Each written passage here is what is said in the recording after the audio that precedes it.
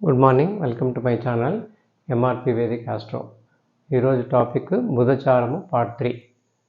So ఇందులో భాగంగా బుధగ్రహము ధనస్సు, మకర, కుంభ, మీన ఈ 4 రాశుల్లో ఉన్నప్పుడు పుట్టిన జాతకుని యొక్క లక్షణాలు ఎలా ఉంటాయో మనం ఈరోజు తెలుసుకుందాం.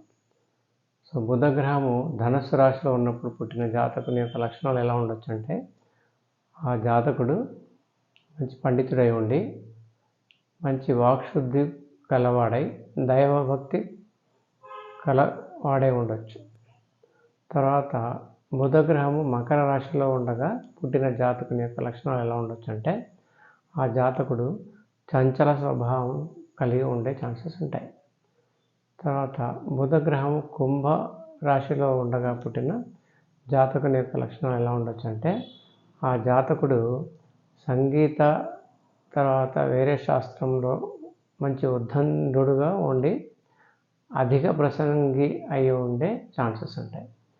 తర్వాత బుధగ్రహము మీనరాశిలో ఉండగా పుట్టిన జాతకుని యొక్క లక్షణాలు ఎలా ఉండొచ్చు అంటే, ఆ జాతకుడు తరచు విదేశీ ప్రయాణాలు చేసేవాడై ఆచార వ్యవహారాలు పాటించేవాడై ఉండొచ్చు.